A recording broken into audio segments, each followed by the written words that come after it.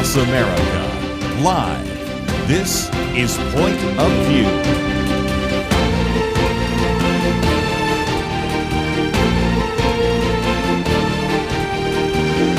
And now, Kerby Anderson. Thank you for joining us. This is our weekend edition. We are grateful that you can join us. Going to spend some time, obviously, talking about religious liberty because, of course, we have Jeff Mateer here with First Liberty Institute. Going to be talking about some very important issues involving fraud. One of those articles by Dr. Merrill Matthews is also in studio with us. We'll talk about the Iran war. We also have, of course, midterm elections and some candidates that certainly have come under fire in that regard. Before we're all done, we will certainly get into a couple of other topics, including a very interesting one from Dr. Merrill Matthews about whether we're going to have a $250 bill and who should be on it. So we will have lots of things to talk about. Dr. Merrill Matthews, of course, with us, and Jeff Mateer, Executive Vice President and Chief Legal Officer for First Liberty Institute. And Jeff, I thought we'd start off with one that, again, just causes me to kind of shake my head, roll my eyes. A church cannot have religious activities inside of a church building, and nevertheless, as bizarre as that sounds, for people living in Windsor, Michigan, you've had to actually file a case because they were prohibited from having religious activities inside the church. Yeah, this is one that I thought when the team first brought it to us, I thought, clearly we're going to send a letter and the city will respond and say, oh, yeah, right, we're sorry. You're a church. But that's not what happened here. And so this church, they purchased a building that had been a church in the past, and it was in some disrepair, but they have gone through all the renovations. So they've brought what was otherwise a dilapidated building back to life, and a historic church, brought it back to life, and shockingly, the church actually wants to use it as a church. And so they began using it as a church, and the city has decided that, you can't do weddings. Like, that's something like that it's not like the church hasn't done. Well, no, those are events. Weddings are events, and therefore you need to be, you're not properly permitted in order to have events. And they told them, oh, no, you can only have 60 people at your church service. And God forbid that you go past 9 p.m. at night.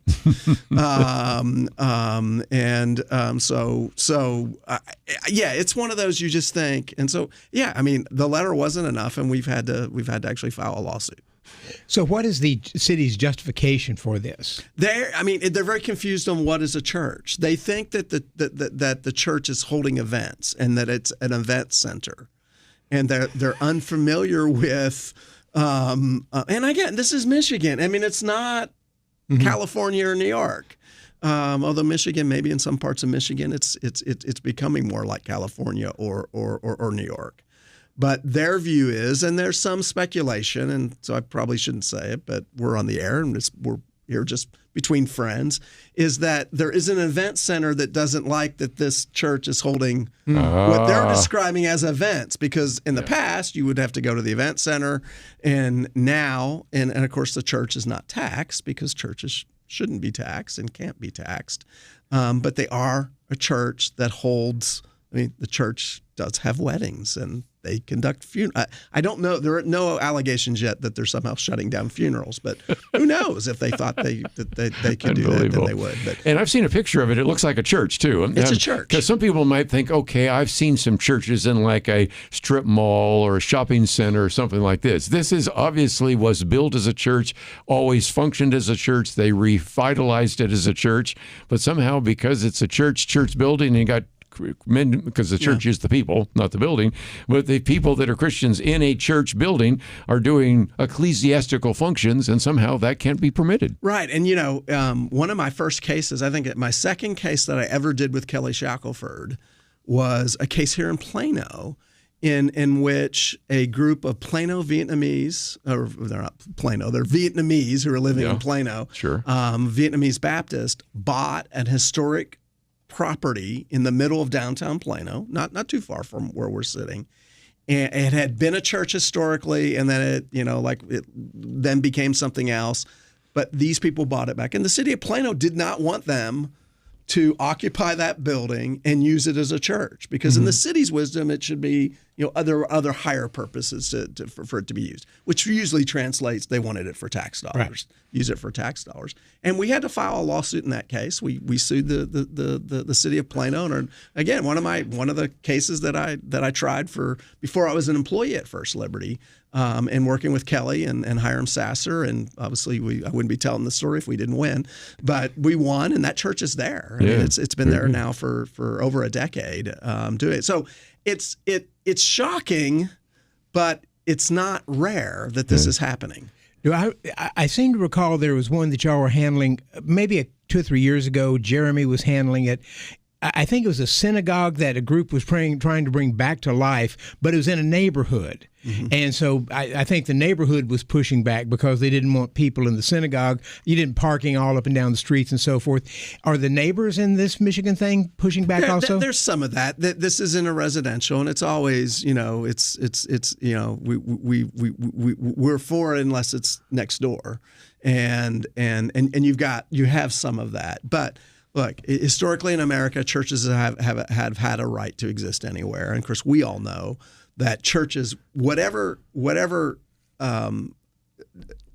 harm or things that could occur, churches bring so much more to a community. And these, I mean, they're a church who wants to reach out to people. They want to be good neighbors. I mean, the whole idea is they just don't. Come in and look at themselves. They want to reach their neighborhood. They want to be good neighbors, and working with parking and traffic and things like that. That's not what they're saying here. They just don't want them to be holding what they call events, in which the church says are religious activities, because having marriages, that's a religious activity, but the people in Windsor, Michigan need to learn that lesson, apparently. Just before we take a break, let me just mention that if you go to your website, firstliberty.org, or if you go to Restoring Faith in America, RFIA, one of the things you have been announcing on a pretty regular basis is the posting of 10 Commandments. So at a time when we're talking about some of those negatives, we can talk about some of the positives, and there is a whole resurgence back to some of those issues, isn't there? There is, and I'm proud because my home county, so I'm a resident of Rockwall County. The commissioners and the county judge there, after a little, had a little meeting, and we encouraged them to do that, and following Tarrant County in Texas. So Rockwall has now unveiled, I believe it was 2 Saturdays ago, unveiled its 10 Commandments that are right outside the historic courthouse in Rockwall. And so I'll give you a little breaking news, and I know the commissioners won't care that I share this, but they got a little love letter from a group called the Freedom from Religion Foundation. And so we might hear a little more about a response to that on a future episode of Point of View. Yeah, well, let's take a break. When we come back, we have a lot more to cover, and we'll get into the issue of fraud, and we'll talk about that because, indeed, that has been in the news for some time. As a matter of fact, I might even hold up the latest issue of National Review. Talks about, again, the cost of fraud and what to do about it. Well, we have some very good suggestions. One coming from the Wall Street Journal, another one coming from our good friend right here, Dr. Merrill Matthews. By the way, here is his book that addresses some of those issues as well. We'll come back, talk about that right after this.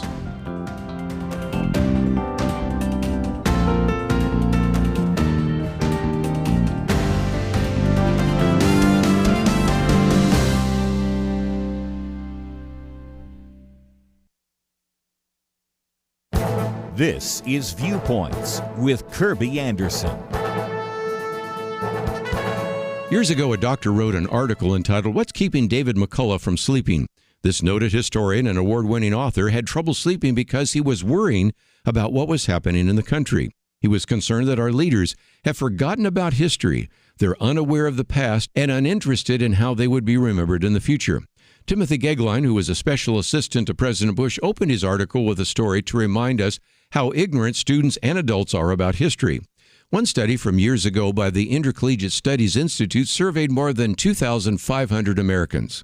They found that only half of those adults could name the 3 branches of government, and only 36% of college graduates could do so.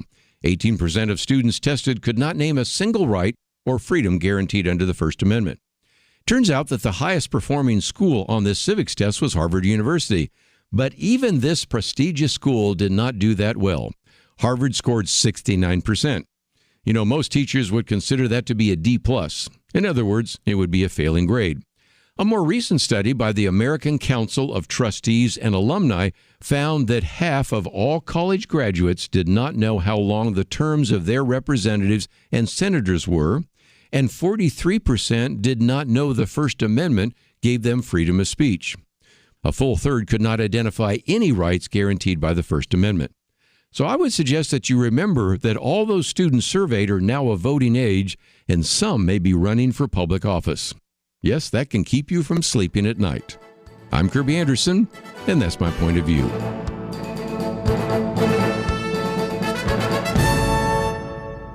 Go deeper on topics like you just heard by visiting pointofview.net. That's pointofview.net.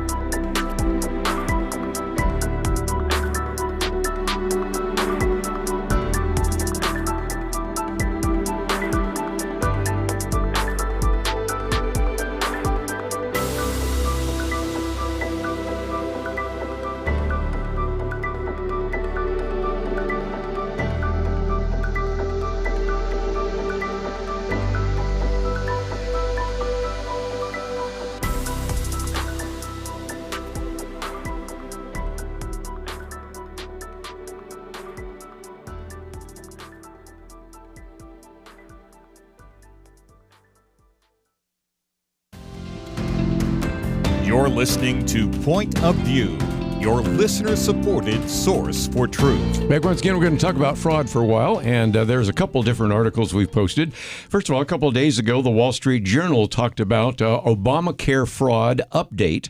Now, you might remember the very dire forecast that millions of people would lose their health care coverage after those subsidies, those enhanced subsidies for Obamacare expired. Well, that didn't exactly pan out. Actually, just the opposite, because at least one group, Paragon, estimates that it needs at least 6.2 million people this year are improperly enrolled in the heavily subsidized Obamacare plans. Very little has changed there as well. Enrollment in Obamacare exchanges has doubled in recent years, and if you want people to be dependent upon the government, maybe you'd feel good about that. But again, it is just showing that the reason some of these things are happening is because these subsidies are really generous. We'll get into that with Dr. Merrill Matthews. And then just again, since these sort of overlap a little bit, Dr. Merrill Matthews also has a quick and easy way to stop Medicaid fraud.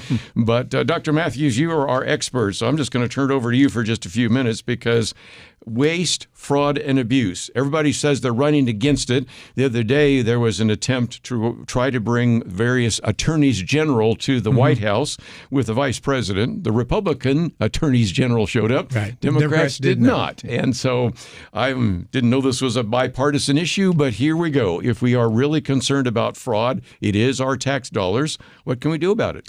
Well, this really took off starting in Minnesota with the Somali community, apparently saying they had kids centers and so forth that there are no kids in, and they were getting lots of money for that. So that sort of got the Trump administration going. And I have to say, the Trump administration, especially Dr. Oz, and J.D. Vance is supposed to be sort of head of the anti-fraud task force. But Dr. Oz appears to be taking this seriously with regard to Medicare and Medicaid. He recently mentioned, I think the fraud that goes on here is widespread, especially with children with autism and with hospice. And what they found with hospice in California is there were all kinds of, I think I had this number here a week or so ago, something like the number of companies claiming to provide hospice care in California, especially the Los Angeles area, increased by 330% over a 10-year period. Were there that many more people going to hospice?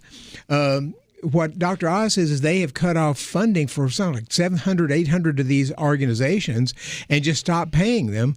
And they've only gotten a handful of Complaints. companies coming back saying, wait a minute, you stopped paying us.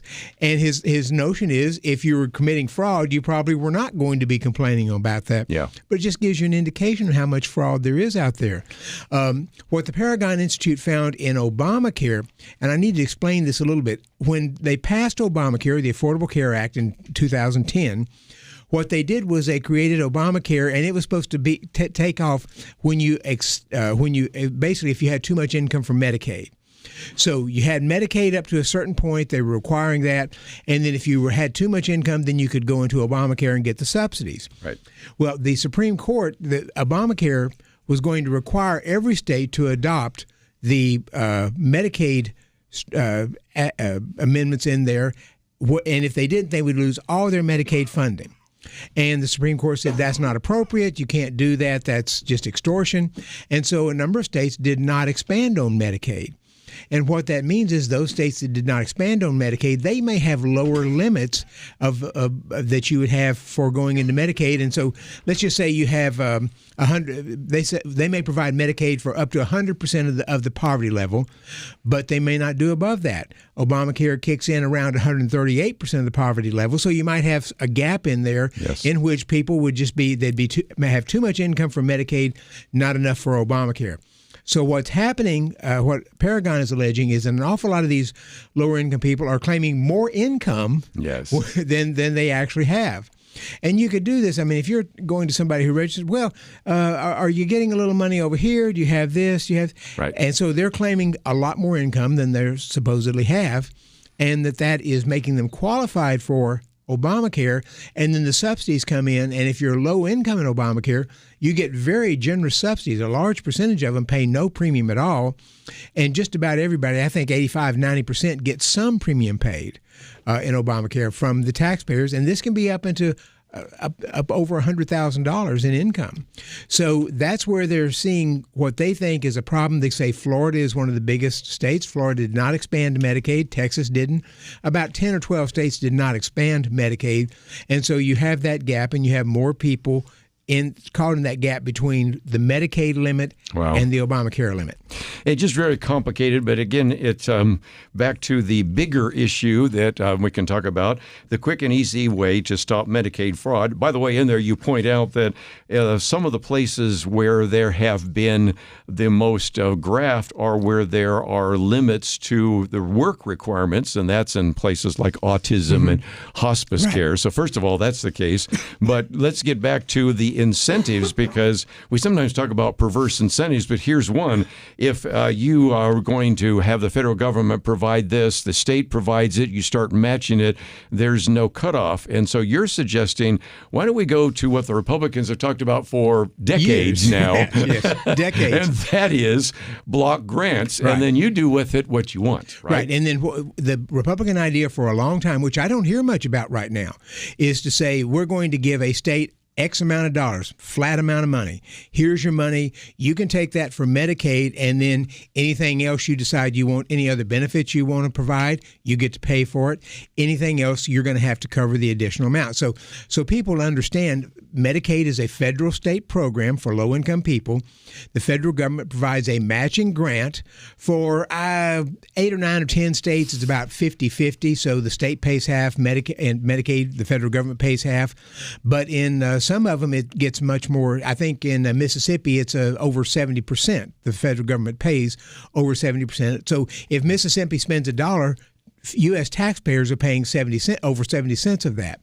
So as a state, you don't really have the incentive to try to catch the fraud and graft because you're not paying the whole bill. And the states have figured out other ways to be able to try to game the system so that they can say hospitals can pay taxes. That way the hospitals say they paid more. The tax money goes to state. The state may reimburse this hospital for the tax money, but it makes the figures look bigger, and the federal government comes in and provides more. So they've tried to stop some of these ways that the states can game the system. They've been somewhat effective, but not completely. So the idea is that the federal government says to a state, we're giving you this amount of money. That's all you get. There's still a couple of challenges. How many people are in Medicaid? So you want to have a fair number a realistic number of how many people are in there, and then it might grow a little. The finance, you might bump it up with some inflation rate a little bit over time, but that's go back and say, state, here's what you have, and that puts the burden on the state. Then, right. If any extra money is going out, it costs the state, so they would actually have an incentive to try to make sure that they're getting rid of this fraud. Now, nothing may help Minnesota or California, but I think most states would actually try to cut down on the fraud then. And again, in those two states, if we just pick on them for just a minute, Minnesota hasn't really wanted to address the issue because it would then look like they were anti-Somali or anti-Muslim. In the same California, sometimes anti-whatever. But all of a sudden, at least the incentives work the other way, and that requires the state to clean up the problem. Right. And this goes back for decades. I point out in the article, you can go back to 2005. I have a link to it. New York Times ran a series of articles back then where they were looking at Medicaid fraud in New York, and they came to estimate that roughly 40% of the money that they were spending in New York City was fraud on Medicaid. And they cite, I put these in there, they cited dentists who provided 991 procedures in one day. We've always talked about this on the air, but you've got the examples here from the 991 procedures and working out of a Brooklyn storefront and a nursing home, taking a $1.5 million salary. Of course, the issue of aged patients, special education. The examples are huge. Of course, you've talked about that in the past in terms of entitlement, cliffs, and fraud and all this. And it just, we hear people saying waste, fraud, and abuse. But the reality is, if nothing else, Jeff, it's time to clean up the fraud. No, absolutely. It reminds me when you talk about the dentist 991 procedures. I remember there was a case once in which they had gone through the records of a filing of an attorney trying to seek fees. And they determined that he had billed more hours than 24 hours in a day.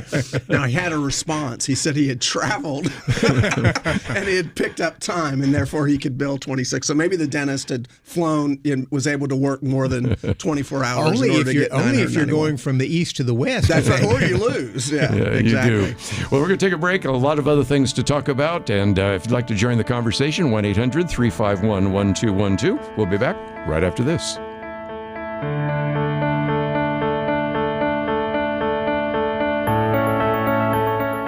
Who can you trust?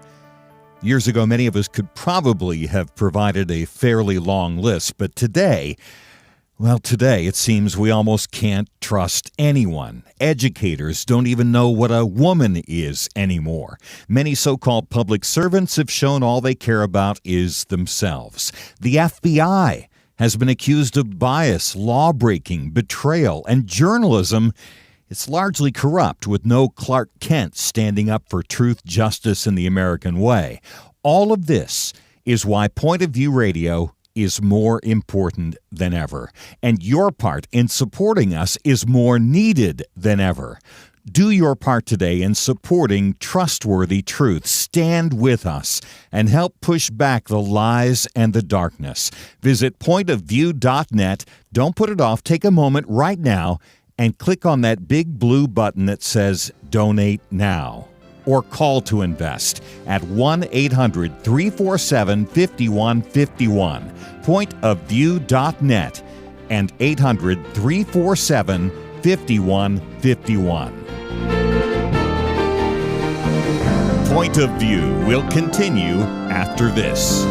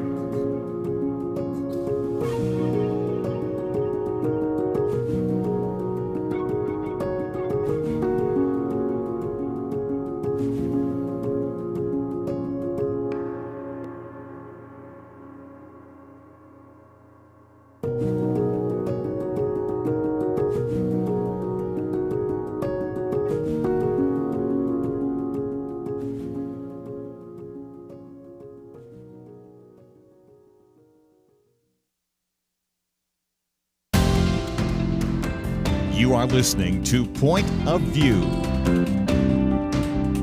The opinions expressed on Point of View do not necessarily reflect the views of the management or staff of this station. And now, here again is Kerby Anderson. Back once again, perhaps you would like to join the conversation today, 1-800-351-1212. We are privileged to have in studio with us today Dr. Merrill Matthews and Jeff Mateer. I wanted to focus some time and attention, maybe for about a half an hour or maybe less, depending on how the conversation goes. But what's going on in Iran? We've been with an on-again, off-again ceasefire. There are some very significant long-term implications of the Strait of Hormuz being blocked, essentially, and what that might do in terms of affordability, the midterm elections, just your day-to-day life. But I did post two different articles. First of all, the other day I wanted to talk about one by Victor Davis Hanson. We didn't get to it, and I thought, well, that's good, because then I found one by the former Secretary of State, Condoleezza Rice. And I think these two help us understand. So let me start with Condoleezza Rice. Secretary Rice talks about what the U.S. has accomplished. And both Merrill and Jeff, when you watch certain news outfits, you would think that we were losing militarily what happened in the Middle East, and especially in Iran. And she, I think, wisely says that the war against Iran has been a limited war and its outcome likely to be inconclusive, because there has never been a desire, at least overtly, by the Trump administration to have regime change and get involved in a protracted war like we had in Iraq. But at the same time, she does point out the fact that whether you look at the devastation of the Iranian military, whether the pulling together of some of the Arab states, I think there's some very significant things that have taken place. And so this is a piece which, given the fact she may not be necessarily completely supportive of everything President Trump does, I thought was a very fair piece that appeared in the Wall Street Journal. Well, I think, Secretary Rice is not someone we would say as a MAGA person at all. But I think if I were in the White House and saw this, I'd be very pleased with it, because I think it does make the case that there has been at least limited success. And I think the one thing that I took away from it was, if it's true that the nuclear ambitions have been, if the result has been this has delayed Iran's ability to have nuclear weapons, if that's the only result, and she obviously in this article cites more than that, to me that's significant. And so I go back to, I remember when we first talked about it, it's before the operation was started. I think we all sat around this table and we said, well, what are the objectives? Mm-hmm. Like, what are the objectives? And kind of you heard from Trump, President Trump was talking about regime change. Mm-hmm. Well, if that's the objective, that has not happened. No. And in a lot of ways, maybe the regime has been fortified internally, if that was the objective. But if the objective was, we need to make sure they don't obtain nuclear weapons, then, and that has been delayed, and whether that's been delayed 5 years or 10 years or whatever it is, then that is something that the administration can be proud of. Well, I don't know, Dr. Matthews. Well, President Trump has said we've wiped out their Army and their Navy, and that seems to be basically true, if not completely, but pretty close to it. The problem with that is the Army and Navy weren't really threatening other people. Their real threat comes from them funding the proxies, Hamas, Hezbollah, and the Houthis. Yes. And Hamas is in a mess, but that's in large part because of Israel. We don't hear that much from the Houthis these days. Apparently, I think Iran is still funding Hezbollah to some extent. I did not know that.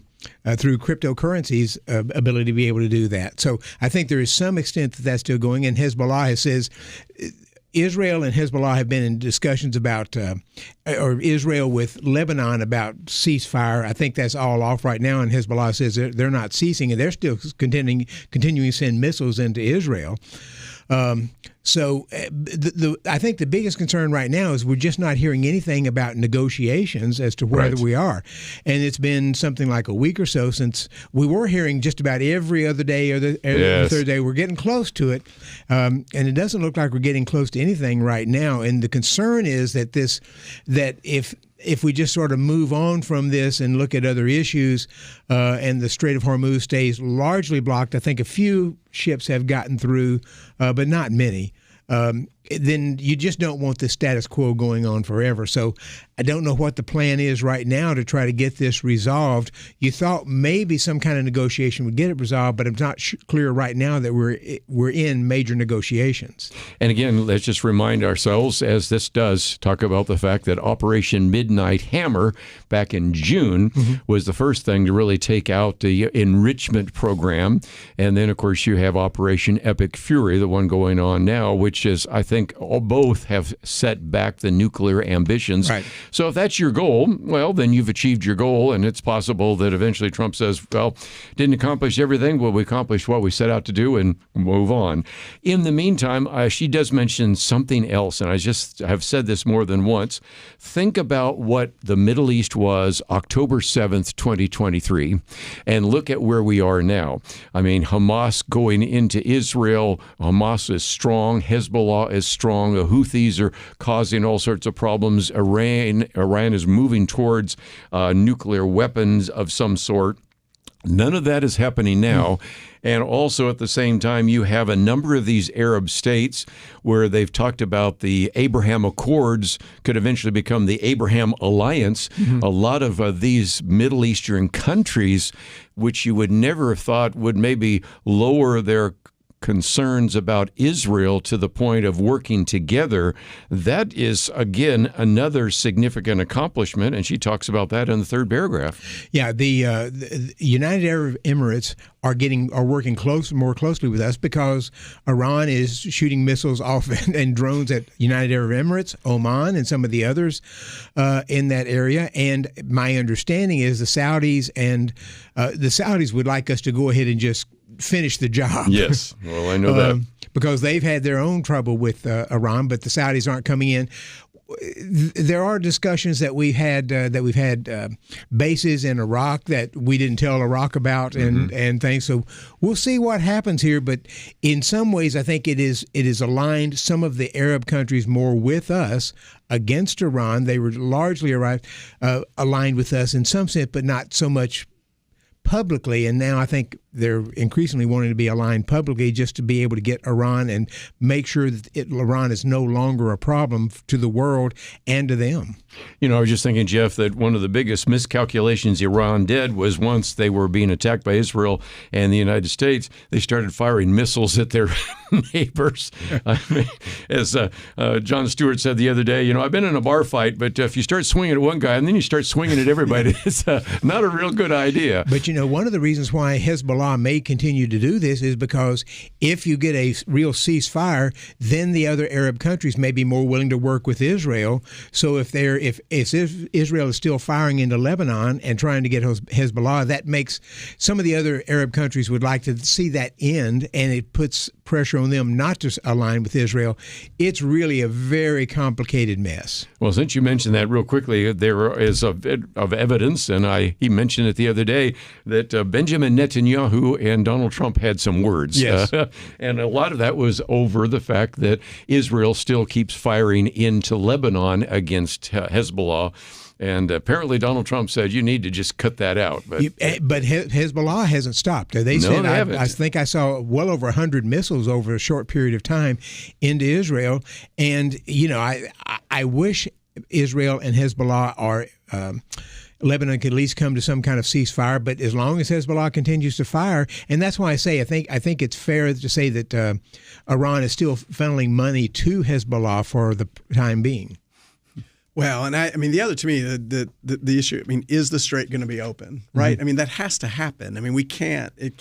You can't have Iran controlling the strait and then with the impact on not just the United States, but for the world, the oil. There are reports out of Africa Africa sure. is just absolutely being crippled right now because India of the and shortage. other countries that depends on fertilizer and other things that come out of there. Yeah, farmers aren't planting because they don't have the fertilizer. One of my colleagues, actually, is my Sunday school class, has had all sorts of work that they do in India, and Americans go over there and get involved. And she told people the other day, if your rental car is at half full, drive to the airport and come home, because they could not find gas stations open, and there's no reason in keeping you over there. So it's gone from bad to worse. When we come back, though, I do want to talk a little bit about Victor Davis Hanson, Iranian end games. What is the end game, which is a good setup for what we'll be talking about next hour, because we have, of course, midterm elections. I just had to get some comments around the table about some of these senatorial candidates in places like Maine and Texas and other places on that. Also, of course, we have some other coverage that we will get into as well. Just the whole idea of the work ethic going out of style, which gets us back to some of the issues of fraud, and maybe we'll talk a little bit about baseball and even a $250 bill. All that coming up right after this.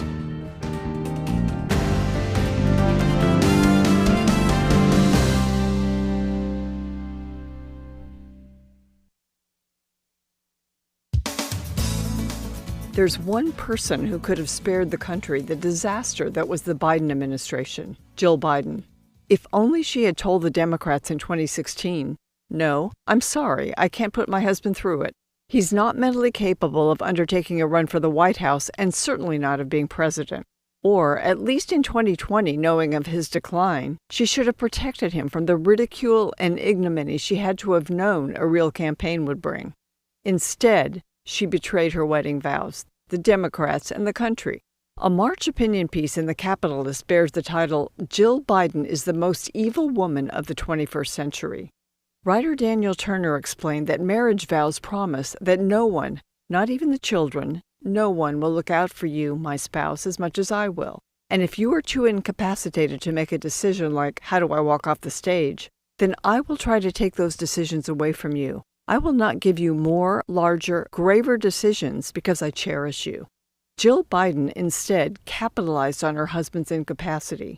Her gain was the country's loss.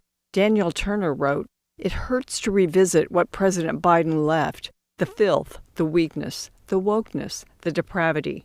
What Jill allowed made us all weaker, poorer, and worse off as a nation." When asked in a recent CBS interview what she was thinking during the humiliating debate performance that sealed the end of her husband's campaign, Jill Biden lied yet again, claiming she had never, ever seen Joe like that before or since. She had. We all did. Jill Biden told her interviewer she thought her husband was having a stroke during the debate. Instead of getting to a doctor, she took him to a rally. She addressed the crowd. They went to Waffle House. For Point of View, I'm Penna Dexter.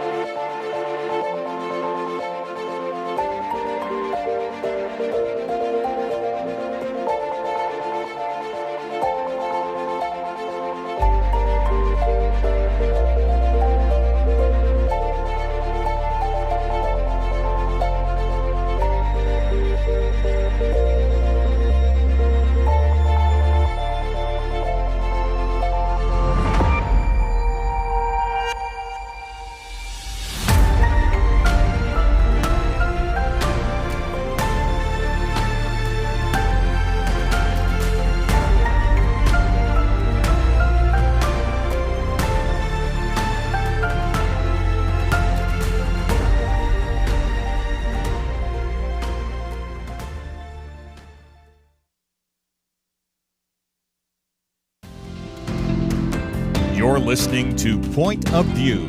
your listener-supported source for truth. Back once again, Dr. Merrill Matthews, Jeff Mateer in studio. If you'd like to join us, 1-800-351-1212. Piece by Victor Davis Hanson. Oftentimes I put him in the second hour, but I wanted to put these together because he talks about how the Trump administration, he says, has bent over backward to negotiate an end to Iran's grand plans to develop nuclear weapons.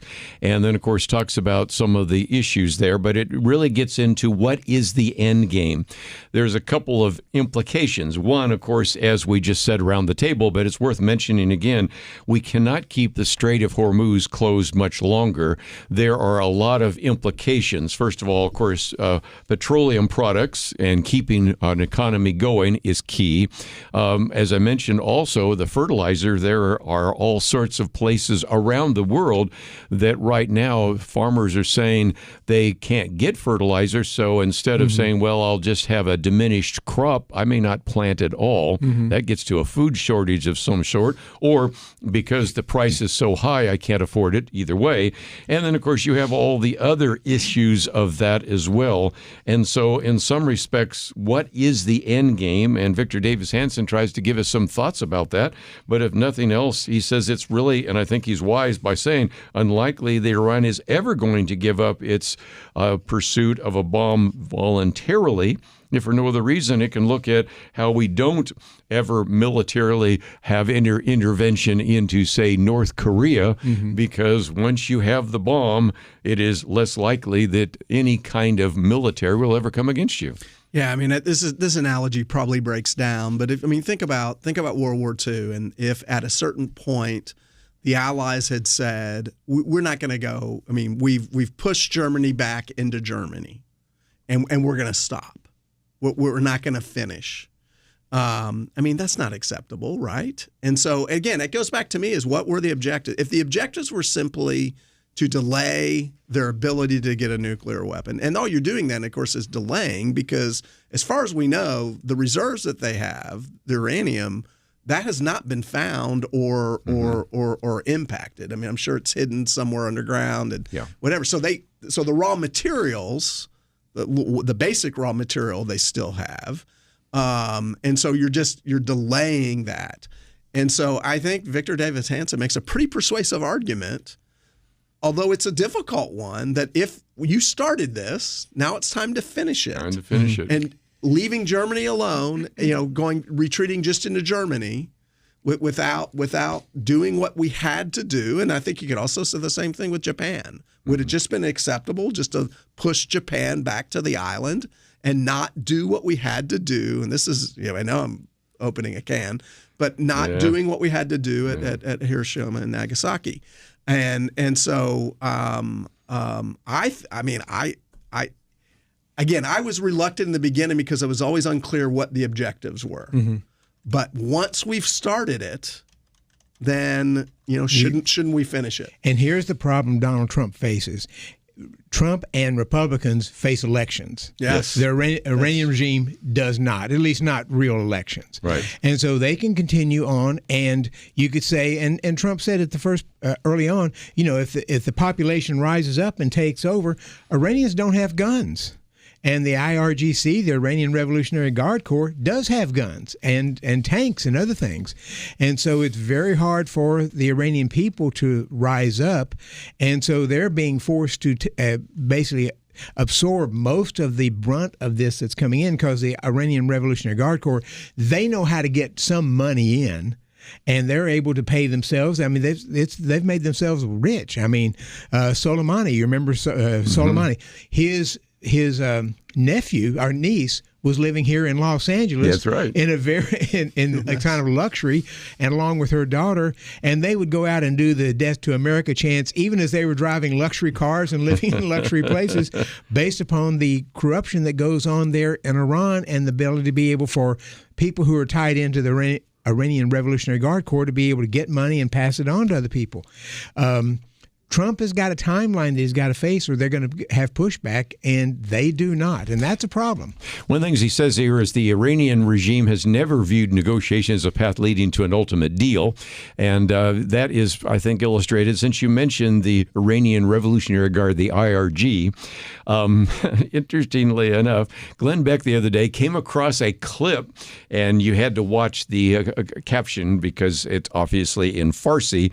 But this is back many years ago, the incoming head of the IRG, in which he was simply saying, we will always have an advantage over the European countries and over the United States because these Western democracies, they always have to face re-election. Right. So even though we don't have the kind of military firepower that they have, we can just keep postponing and delaying. Matter of fact, of this comment, he says, all threats, ultimatums, and vows were really not credible because they just know that they can wait us out. And so, of course, a minute ago, Jeff used the World War II analogy. How about I use a different one, a Vietnam analogy, that we can wait you out long enough because you will have a pressure, and that pressure is building, as we'll talk about next hour, with these midterm elections. And you know what I don't think people maybe realize when that for a while they were talking about coming to an agreement.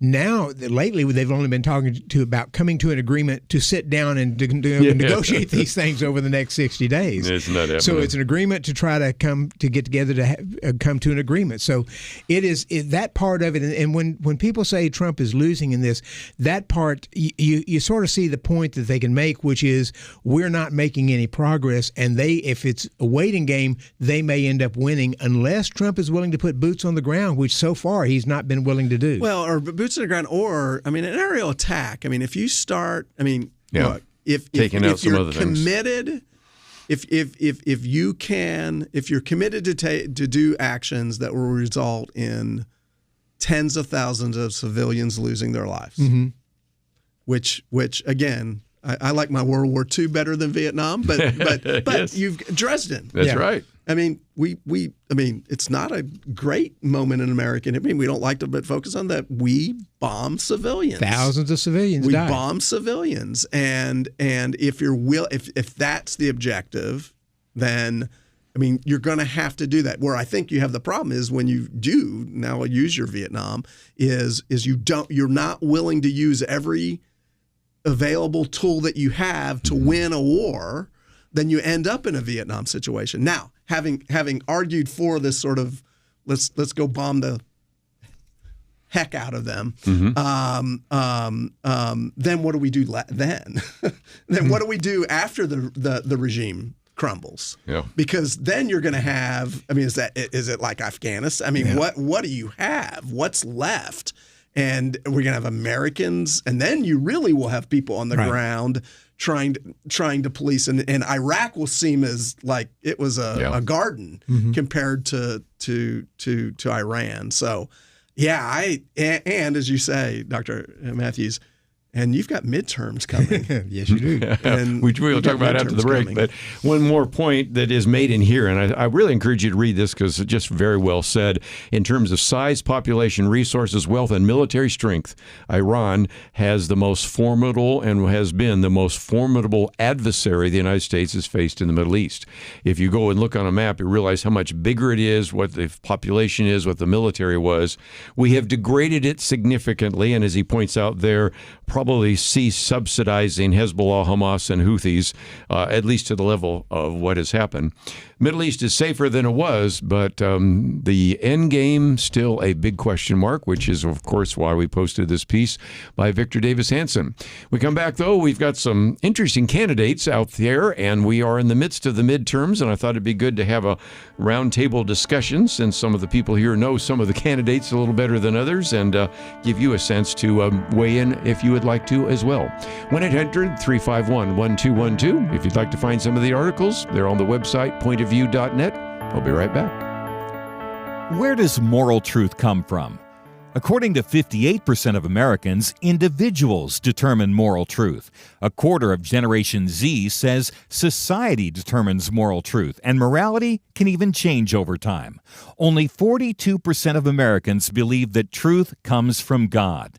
I don't know about you, but I find these numbers extremely troubling. It really is a crisis of truth, and that crisis has consequences. Look at society. Evil is called good, good called evil. People with biblical beliefs are called bigots, or worse, they're canceled. But there is hope.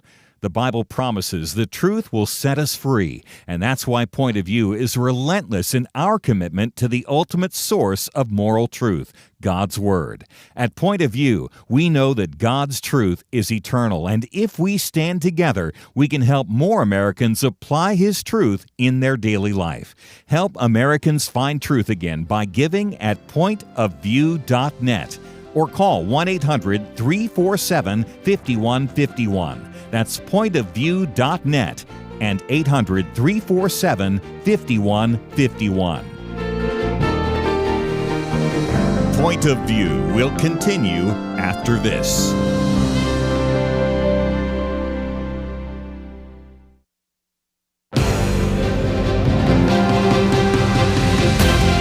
Across America, live. This is Point of View.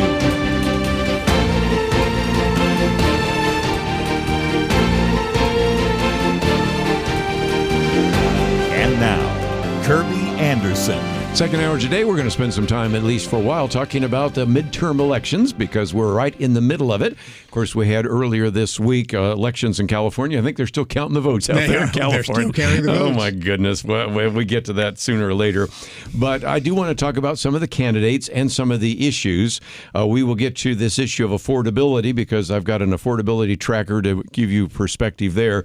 But right now, we're in a weird situation, which oftentimes I refer to and others refer to it as the K-shaped economy. One letter of K is going up, and that's the stock market is going up, and people with assets are doing pretty well. It has been.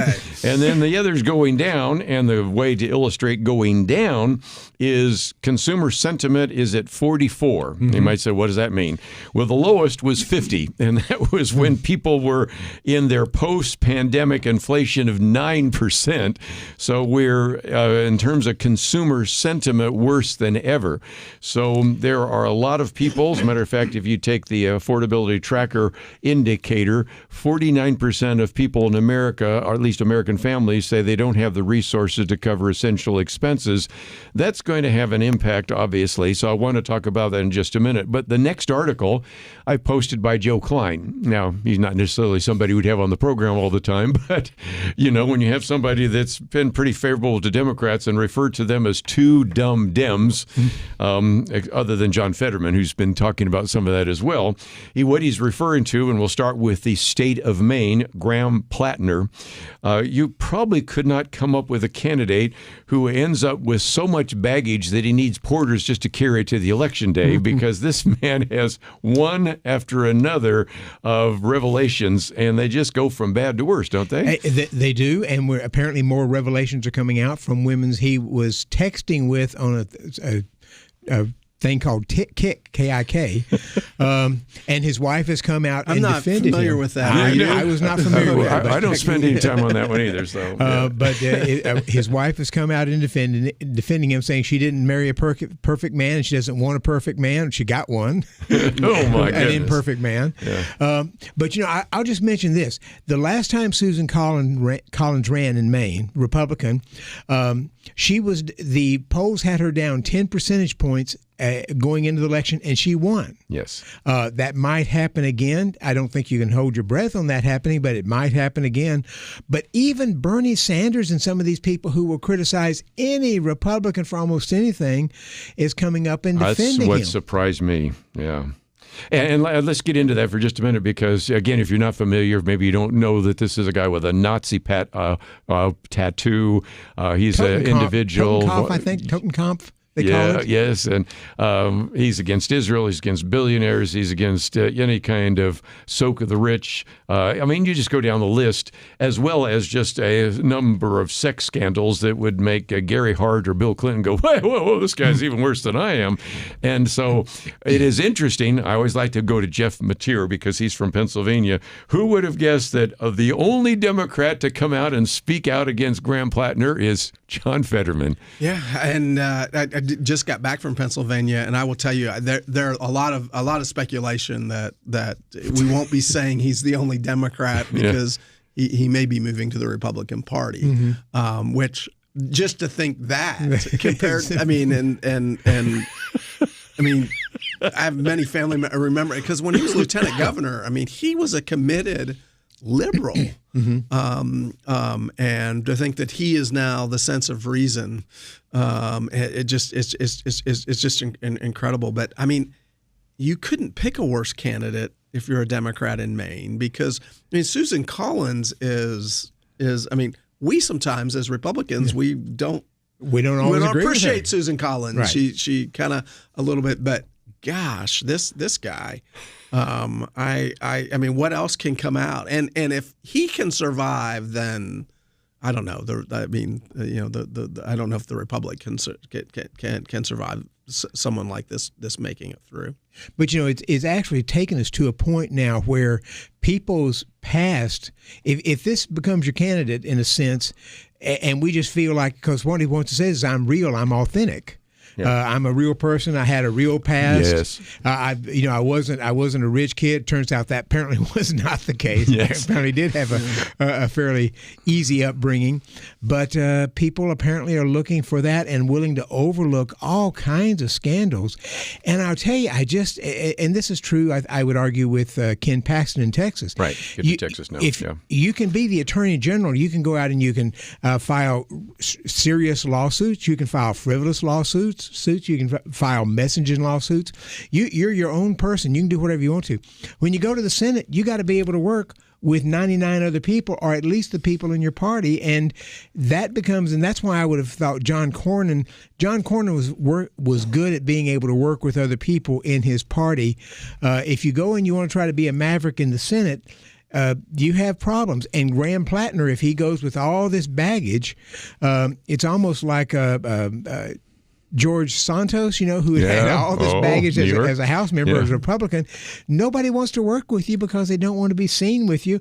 And the other problem is anything that comes out, the media will go to you and say, we just saw this new thing about your colleague Plattner or your colleague Paxton. Do you agree with that? And Republicans have to go around and try to avoid the media because they don't want to have to be put in this position of answering those questions. Well, we've been talking about Maine, and at least in Maine, I think you have a good choice. And I know a number of our listeners are in Maine, and Susan Collins may not be exactly who you'd pick, but I think that is superior. But now we come to the state of Texas, and that one has been in the news a lot. One, because, of course, we just mentioned Ken Paxton, and we'll certainly get to that after the break as well. But this other article is talking about two dumb Democrats, and the other one is James Tallarico. Mm-hmm. The more this comes out about some of the really bizarre woke kinds of things that he has said, when you again have an individual like Joe Klein or other fellow Democrats say, how did we end up with this individual? Because not that we thought that Jasmine Crockett would have been better, but I had no idea that just one statement after another, and each day there's a new revelation about something that would be heretical or certainly just woke theology. Oh, he does remind me. Because those type of things. Remember when Obama, after Obama had been elected United States Senator, and they started you remember he's a senator and he runs for president 2 years later, right? Mm-hmm. And one of the things they started looking at was Obama's church, and some of the crazy statements and theology coming out Jeremiah Wright, I think, and coming out of his church. This Tallarico, in a way, reminds me of that because clearly, he is trying to wear his Christianity on his sleeve, which is interesting because he's wearing Christianity on his sleeve from the left. Yes. And even describing himself as a divinity student, and very much. But as we know, that theology is not the theology of most Texans, and certainly not the theology of any evangelicals. I'll take a break, and when we come back, I'll give you just a couple of the lines. If you've been watching news, you probably heard some of those. And then, of course, we'll get back to, of course, we just mentioned Ken Paxton, who's actually been on the program. And some of the people around the table know him pretty well. And that choice is going to be very interesting, but it may determine whether Republicans or Democrats control the Senate. We'll be right back.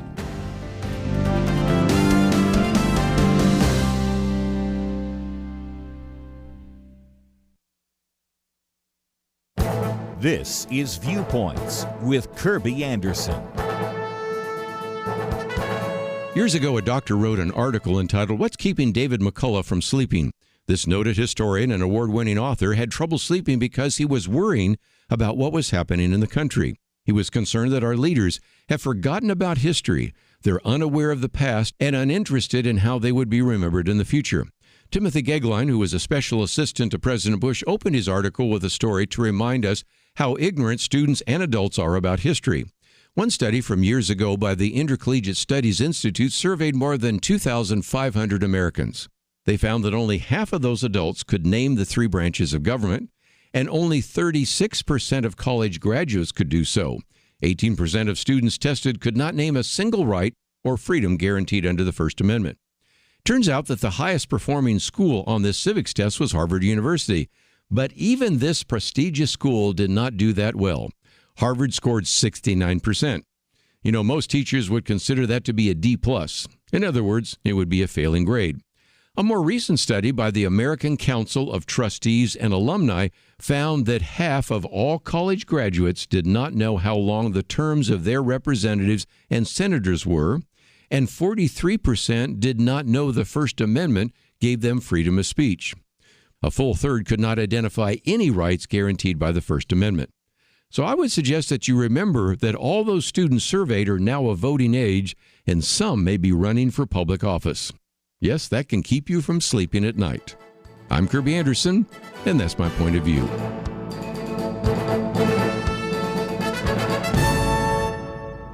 Go deeper on topics like you just heard by visiting pointofview.net. That's pointofview.net.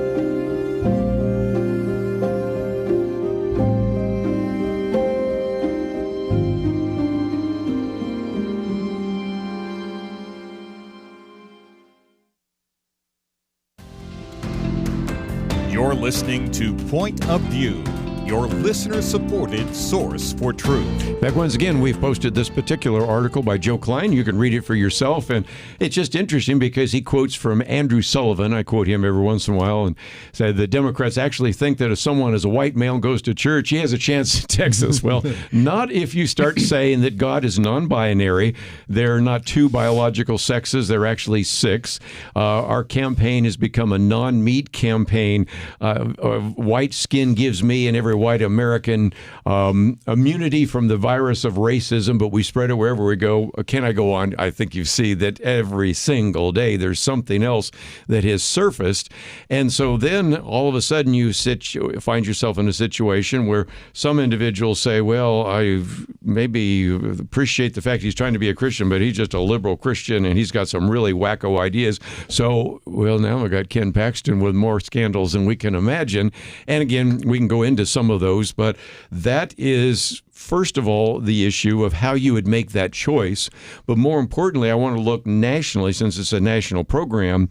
I believe the runoff here for the U.S. Senate was the most expensive campaign expenditures ever, and it's quite likely that this may be the most expensive Senate race in the history of this country, and that means it takes money away from other senatorial campaigns. So help me out with this. Well, I think what the media will do now, and the media has now discovered Ken Paxton and his baggage, and I think they're going to be doing a lot of investigating reporting because they'd like to see him go down, generally speaking. And Democrats are going to spend a lot of money looking into this. And I pointed this out last week on this. In 2018, you had a midterm election. Donald Trump was president. He wasn't very popular. I think he's less popular now than he was then at the midterm. You had Ted Cruz running for re-election. Ted was less liked among people at that time than he is now. I'd argue he's more liked now than he was then. Yeah, that's fair. And so he's running against Beto O'Rourke, who was a popular person, was able to speak, and Democrats really got behind him. Ted won, but by 2.6 percentage points. 2.6 percentage points, and there was concern that Beto could end up beating him. So when people say, I think it's unlikely that Tallarico wins, but I don't know that it's impossible. And especially as things move, if we find out more and so forth, it could end up being a real problem for Ken Paxton. Well, and the point you made, Kirby, I think is exactly true. And I agree. I do think more likely than not, Ken Paxton will win. But I do think it's going to cost a lot of money for him to do that, and it's going to get bloody and awful, and we're going to know things about Ken Paxton and James Tallarico that we really don't want to know. That we don't want to know. We won't be able to watch for me, a baseball game, and without seeing their face. And hopefully the Rangers are playing in October, and I'll be watching baseball and seeing all those ads and seeing all the horrible things they each have done laid out. But what's I think important, and I do think the Cornyn campaign was good at pointing this out, and obviously Texas rejected it, as did President Trump. The money spent in Texas is being taken away from other races. Yes, it is. And there's other close races. They're going to be several other close races, which are going to be key to holding the Senate for the Republicans. And that is probably, to me, that's probably that's the biggest impact of the Paxton-Tallarico race. Now, obviously, like Dr. Matthews says, there could be an upset. Tallarico could win. I think that's on the table. I think if Cornyn had been the nominee, I don't think we'd be talking about any of this at all. But the other thing I think it's got Democrats fired up is, if you can take out Ken Paxton, you're taking out Donald Trump. Yes. Donald Trump decided, for whatever reason, which I actually don't even think he needed to. I think Ken was winning that race. He didn't need the Trump endorsement, but Trump decided that he was going to put his thumb on it.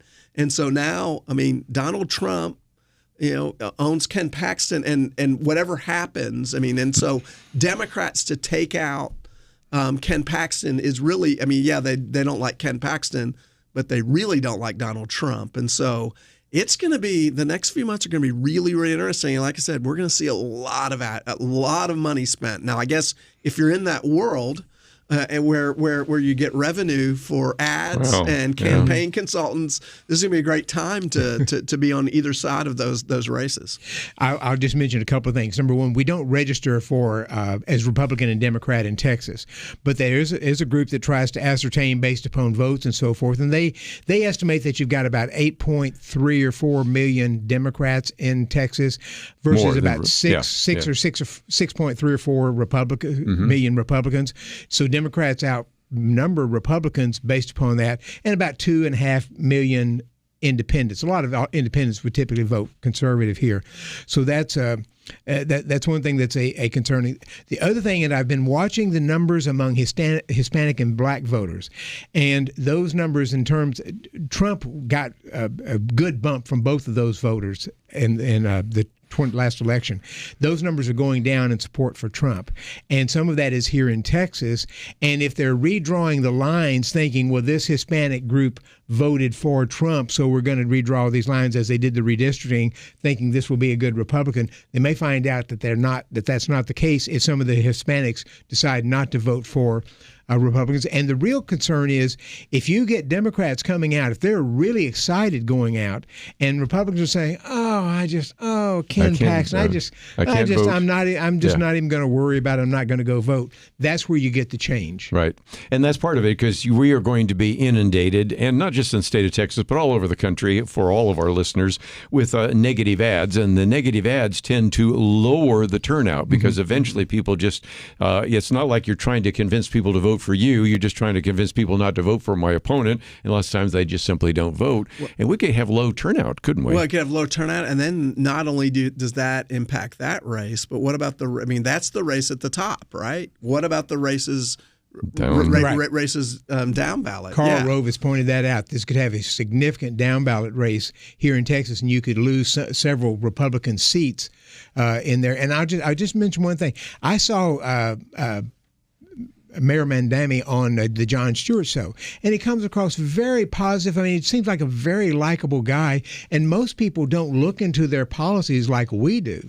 I had Tallarico testify before one of my panels when I was on the Texas Advisory Committee to the U.S. Commission on Civil Rights. I was the chair of that. We had Tallarico, and he comes across as a very knowledgeable, decent person as he speaks. If you're looking at that image, you might think, hey, this is okay. I hear all that stuff. I don't know about that. But, he just looks like he's a nice guy. No, and he'll run a good campaign. I mean, one of the things that you were hearing, that he was a vegan or something. And so what he does, he goes to a Texas barbecue restaurant. There he is. He got this big plate of barbecue in front of him. He looked like a really good Texan with that picture. I didn't see him put any of the food in his mouth, though. One other thing real quickly, and that is I wanted to come back to you, Jeff, because if the Republicans lose the Senate, that has real implications. And can you speak to that? Yeah, I mean, there are a lot of implications, and foremost being judges. There are still vacancies in judges, and obviously, if something surprising happens in the next few weeks, and we hear. There are lots of, every time one of our lawyers goes to D.C., they come back with a boatload of rumors, and this is out there. So I'm not sharing anything, and I don't think that people couldn't find online. Is the latest is the chief Roberts is frustrated, and that he's considering retiring. Now, wow. I find that. I cannot see that as plausible. I don't see that as plausible. But if you had, if a Supreme Court justice, then it would be imperative that the Republicans have to confirm the replacement before November, because if you lose the Senate. But there are still going to be other judicial vacancies. And if you don't have 50, 51, 52 votes, then that's going to weaken the type of candidate. You're not going to get a Matthew Kaczmarek confirmed, a Jim Ho's not going to get confirmed if the Democrats control the Senate. And then the other thing, and we're seeing more and more of this, and this is probably warrants a further discussion in a future episode of Point of View, court packing is coming back. Yeah. I mean, the Democrats they're talking about it. Openly talking about it. And obviously it can't happen with a President Donald Trump, but it can be put into process. 2.5 years from now. That when a president isn't there to veto it. But if the Democrats take control of the Senate, they take control of the House, and then they get the presidency, Katie, bar the door. Yeah. We have 13 different appeal courts jurisdictions, so we really need 13 Supreme Court justices. That's the argument. Oh, that seems nice. And so we'll just add 4 more. It just we'll be in good shape. works out that would balance 7 to 6. Anyway, going to take a break. We have a lot more to cover. And again, if you'd like to join us or just sit back and listen, 1-800-351-1212. We'll get into some other topics right after this. At Point of View, we believe there is power in prayer, and that is why we have relaunched our Pray for America campaign, a series of weekly emails to unite Americans in prayer for our nation. Imagine if hundreds of thousands of Americans started praying intentionally together on a weekly basis. You can help make that a reality by subscribing to our Pray for America emails. Just go to pointofview.net and click on the Pray for America banner that's right there on the homepage. Each week you'll receive a brief news update, a specific prayer guide, and a free resource to equip you in further action. We encourage you to not only pray with us each week, but to share these prayers and the resources with others in your life. Join the movement today. Visit pointofview.net and click on the banner Pray for America right there at the top. That's pointofview.net. Let's pray together for God to make a difference in our land. Point of View will continue after this.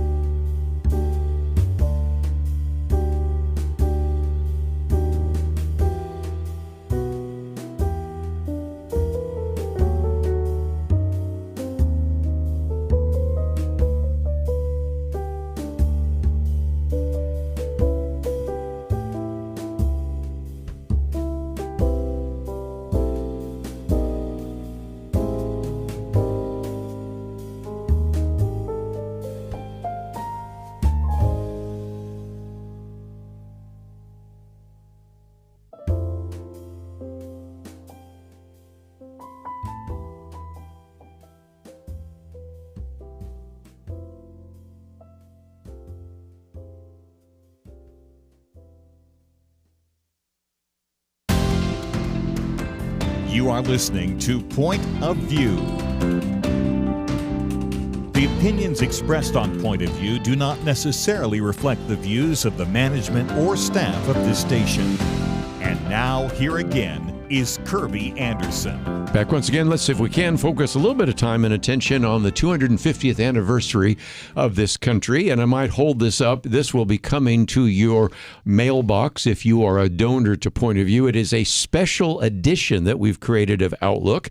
I have an article in that as well as Liberty, but we have a number of other guests who are writing. For example, Dr. Jerry Newcomb, the largely forgotten founding father. Timothy Gegline, who was with us the other day, Sustaining the Values of Faith, Freedom, and Family, as well as one by Mark David Hall on America's founders and their inalienable rights, and one by Bill Federer on the Hebrew Republic. So 6 participants in this special edition. One of the many reasons why I would encourage you to support Point of View, because if you support Point of View on a regular basis, you'll receive the Outlook magazine. As we'll mention as we get closer to our fiscal year end, June 30th, we also once again encourage you to maybe give at a larger level, and the $1 a day or more, $30 a month or more, in which you receive the booklets and others. But that brings us to a very interesting piece that Dr. Merrill Matthews posted in The Hill. If you're not familiar, there is a talk about creating not only a $100 bill, but a $250 bill. Mm-hmm. And that is to, again, commemorate the 250th anniversary of this country. And the one that I have Scott Bessett holding shows a picture of Donald Trump on the front. Now, let me just point out, you're suggesting that maybe we could actually have a Revolutionary Era woman on that. And if you read the piece by Liberty McCarter, it's celebrating America's founding mothers and gives us some examples of some of those. And interesting enough, you picked some of the same. So let's talk about this. Will we actually have a $250 bill? I'm not sure that we will. But more importantly, why would we want the president on it, and rather not, if we could, have somebody from maybe the American Revolution? Almost certainly will not have a $250 bill, because it has to be under federal law. It has to be a dead person. So unless Donald Trump wants to meet that qualification, there's a problem. Then you'd have to pass it through Congress. To pass it through Congress, it'd have to be the House and the Senate, and Democrats are not going to let that get by with a filibuster. So even if every Republican wanted to do it, I don't think you could get it done. Have you noticed the picture of Donald Trump's hair in there? It looks really kind of like it's messed up on the top. It's his normal scowl picture that he really likes. But his hair looks funny in there. But anyway, Scott Bessent is promoting it. There is legislation in Congress to do it, but I don't think it's going to happen. And just for the background, if your listeners want to go and go to look at this, you can see some of the coins that we've done in the past. And so it's done in 2 things. The U.S. Mint does coins, yes, and they're responsible for coins. Then the Bureau of Engraving and Printing does currency. So there are actually 2 different divisions there. Mm-hmm. And there are lots of commemorative coins. We've done a lot of those. We did one in 1926, so on the 150th anniversary, and that was a coin with George Washington and Calvin Coolidge and the profile there, and you see George Washington primarily and a little bit of Calvin Coolidge on there. So we've done that in the past. That's not unusual for us to do that. We've almost never done anything on the currency except one time they put Martha Washington on there. Oh, I did not know that. Yeah, so she is the only woman to ever appear on the currency, and that was in the 1890s under what we called the silver certificates then. Yeah. You could take the bill in and you'd be given silver. So, but we have had other larger denominations than the 100. We've had a $500 bill, we've had a $1,000 bill, we've had a $10,000 bill, and we've had a $100,000 bill. I'll take one. With different presidents, and Salmon Chase, I think, was on the $10,000 bill, if I remember right, who was Treasury of the Secretary of the Treasury during Lincoln's time. Yeah. So we have had larger bills, but we don't use them much anymore. At any rate, so you would have to have that vote, and I suggest that instead of putting President Trump on there, let's look at perhaps a revolutionary heroine, and that could be, I mentioned Abigail Adams, Molly Pitcher, who was actually involved in the war, Betsy Ross, who was... Betsy Ross, There's debate as to whether or not she actually created the first flag. Her grandson said some years later that she did, but she went on to make another number of other flags. So I mentioned some women. There's others that could be mentioned in there, but I would suggest if we go forward with the $250 bill, we put a woman on there. Yeah. Like Sally Hemings or something. Well, no, that doesn't work. Came out of nowhere. That doesn't work. Well, it would for some. I'm actually reading a biography of Thomas Jefferson, so it was top of mind. That's a great line. I know my wife would very much appreciate Abigail Adams. I think that was my choice. If we did that for that being the wife of the first vice president, and the second mother president, of the mother of the six. Yeah, I mean, that's so much makes involved. Sense. Yeah. So if we're going to do that, but I agree. I think this is going. And plus, I mean, we're sitting here in June. I don't see it happening. Yeah, to get it done by sometime this year. Don't see it happening. Yeah. Having said that, though, one thing Congress sometimes needs is not just the ability to say no. They need to be able to say, instead of doing that, let's do this. Yes. And so this is meant to give the members of Congress, if they want to do something, an alternative to come up with a bill that might that would be a commemorative bill. It would only last, I suspect, for a year. But currency, when it comes out, is usually going to be available. You can still use it forever. If you had a $10,000 bill, you'd still be able to use that. That's just amazing. I do remember. I remember in 17. I didn't know you don't were remember that that. I remember in 1976. Yes, the bicentennial when coins. I was in elementary school. I remember getting the $2 bill. Yeah, and the $2 bill. I remember because the $2 bill is still made. They reissued, and it was Jefferson, and then a picture of the signing of the Declaration on the back. And they did John F. Kennedy in 1976 as a remembrance of that, and I still got some Kennedy $50. Yep, I do remember that too. The Mint has produced a lot of commemorative coins. Yes. It's the currency that isn't done that way. Well, just before we take a break, I thought we'd talk about one other thing, because when the next break, we're going to get into some of the cultural issues. And one of the cultural issues is you're wearing your baseball outfit here. And there is something that every year is forced upon the various sports teams to have a Pride Month. And this is Pride Month, although some are starting to talk about it in other ways. And there is at least one baseball team that has resisted that continuously, and I just can't imagine the kind of pressure that the Texas Rangers are under because they don't have a Pride Day during Pride Month. Yeah, it must be incredible, and so that the ownership willing, one, not to have a Pride Day, but also in response also to have a Faith and Family Day. Yes, and so at the same time rejecting the left wing agenda of the LGBTQ community and most woke corporations, but then we're not doing that, but this is what we're going to do, and of course that honors its fan base, and so I think it's truly incredible, especially in light of today, and when it's not that long ago that they took the All-Star game from Atlanta because Georgia had passed. I'm glad you brought that up. A law, and so. I mean, I think it really speaks well of the Texas Rangers ownership that they want to be family friendly. Yeah, and you guessed exactly where I wanted to take that next, because we have a lot of listeners in Georgia, and they remember how the plan was to have the All-Star game in Atlanta, and then because the Georgia legislature actually implemented what I think were just good common sense areas for voter integrity, which actually increased voter participation and did not do anything that all the people were complaining about, and moved it to Colorado. Eventually, they tried to make it up by bringing it back to Atlanta. So let's just recognize that not so long ago, these woke ideas just sort of dominated every area, including sports. No, absolutely. And you think, the NBA, NFL, we're about to see the World Cup firsthand, right? I'm actually going to get to go to a game, so I'm excited about that. Very good.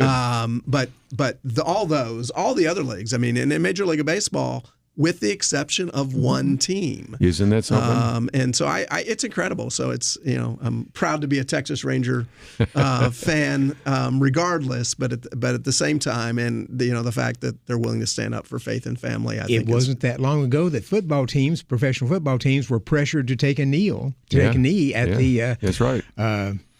Anthem. Yeah, that's well, right. again, I just wanted to remind people not so long ago some of the things that were happening.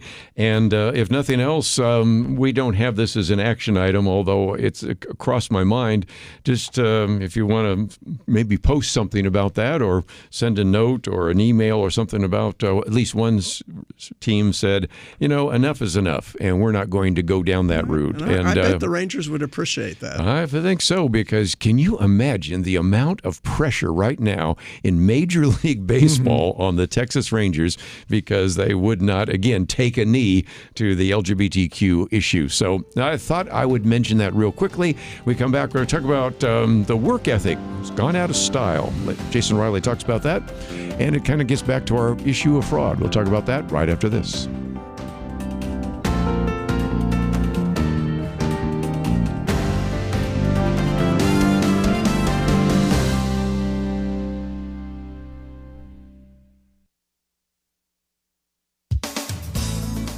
There's one person who could have spared the country the disaster that was the Biden administration, Jill Biden.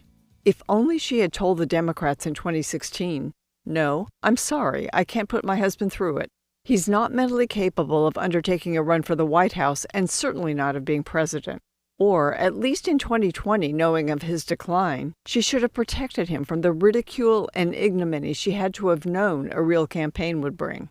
Instead, she betrayed her wedding vows, the Democrats, and the country. A March opinion piece in The Capitalist bears the title, "Jill Biden is the Most Evil Woman of the 21st Century." Writer Daniel Turner explained that marriage vows promise that no one, not even the children, no one will look out for you, my spouse, as much as I will. And if you are too incapacitated to make a decision like, how do I walk off the stage, then I will try to take those decisions away from you. I will not give you more, larger, graver decisions because I cherish you. Jill Biden instead capitalized on her husband's incapacity. Her gain was the country's loss. Daniel Turner wrote, "It hurts to revisit what President Biden left, the filth, the weakness, the wokeness, the depravity. What Jill allowed made us all weaker, poorer, and worse off as a nation."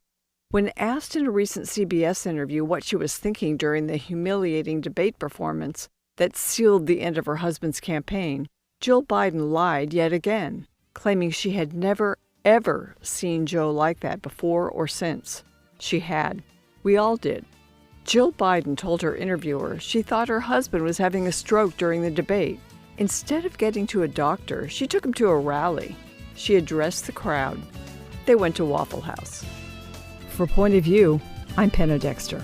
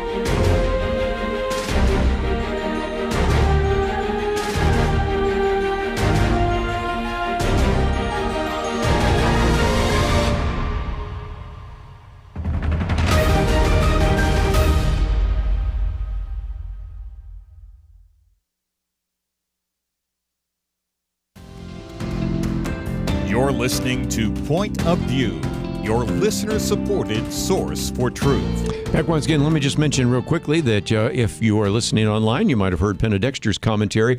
My commentary is entitled Historical Ignorance. It's based upon a piece that was written a number of years ago in which a doctor said to David McCullough, who of course is well known for some really great books on the subject of American history, what keeps you up at night? And part of it was the fact that he says, I'm worrying about what's happening in the country because most most young people don't know anything about what is going on.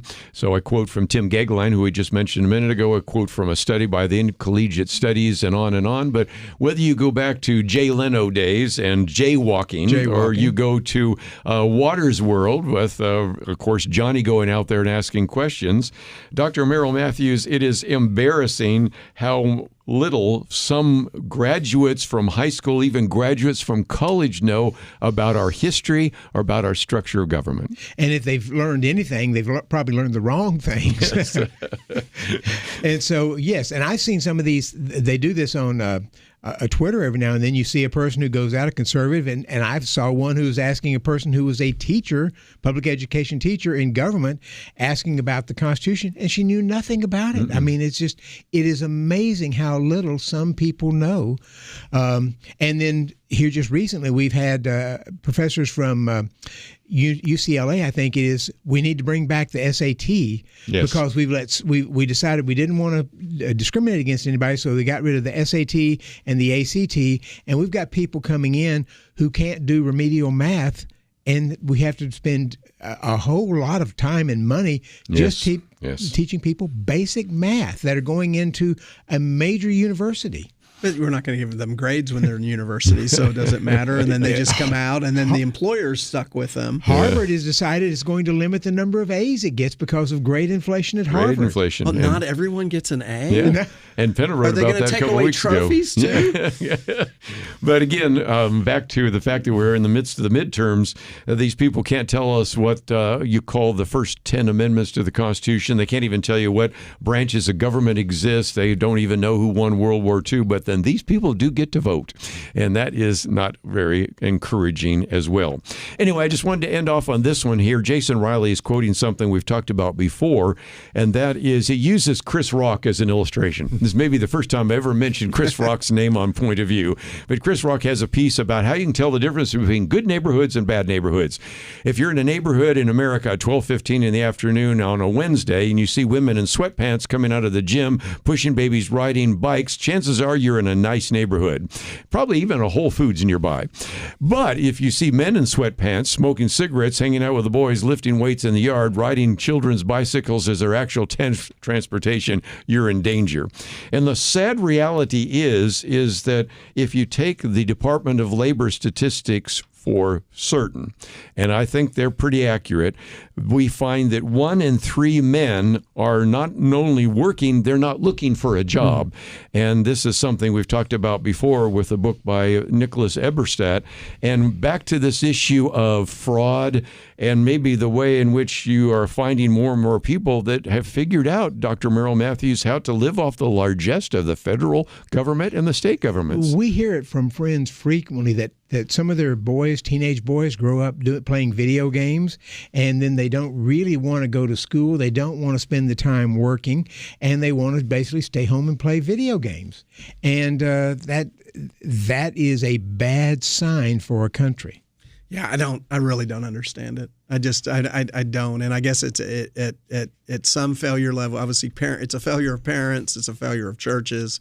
I mean, 1 in 3 males are not working and not looking for work. I mean, that, and think about the drag on the economy.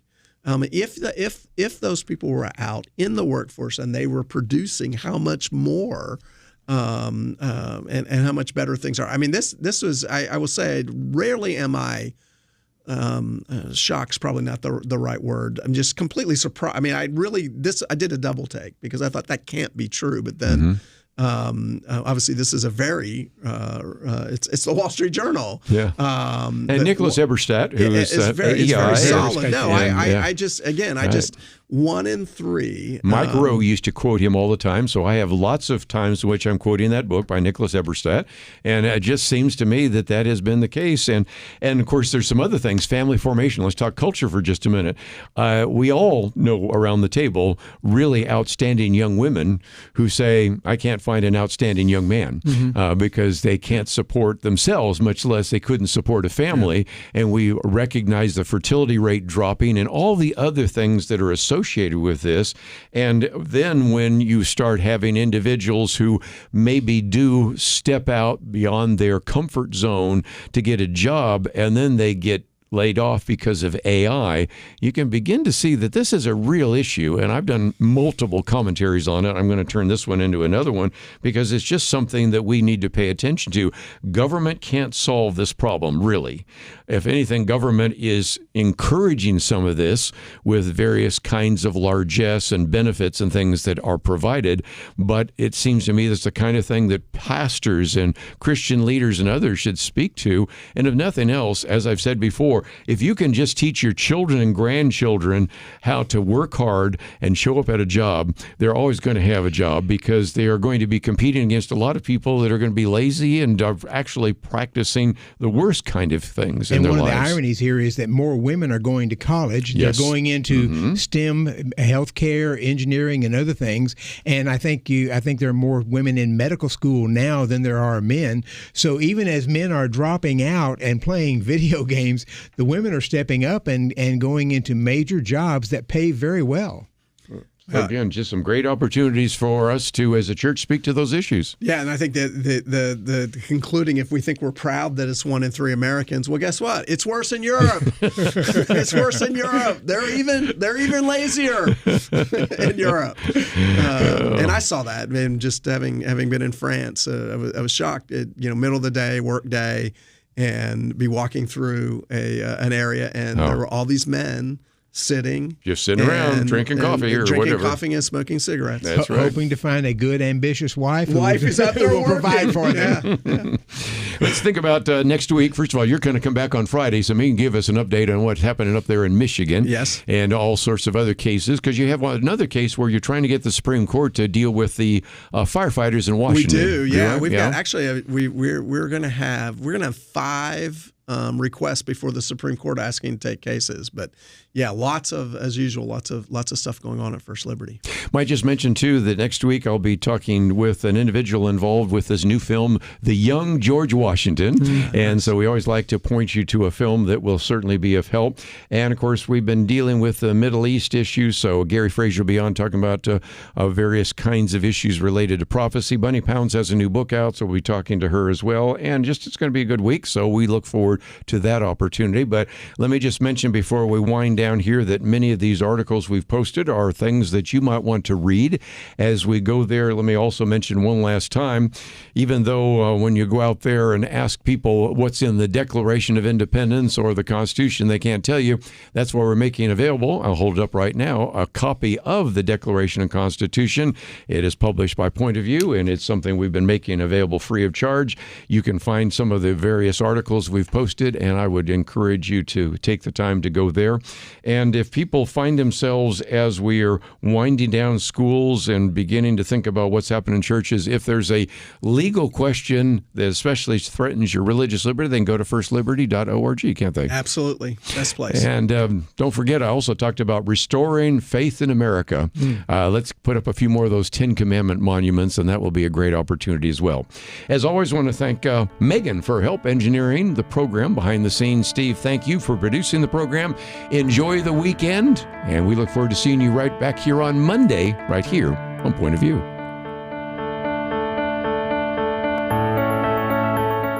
It almost seems like we live in a different world from many people in positions of authority. They say men can be women and women men. People are prosecuted differently or not at all, depending on their politics.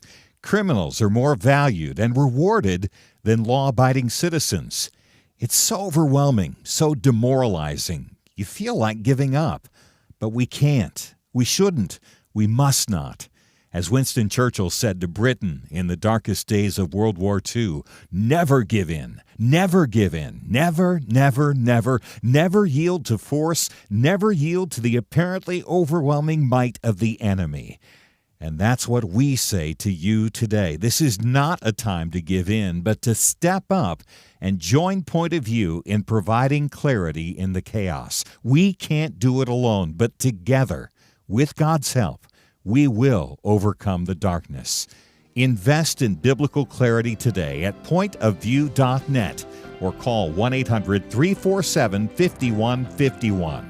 Pointofview.net and 800-347-5151.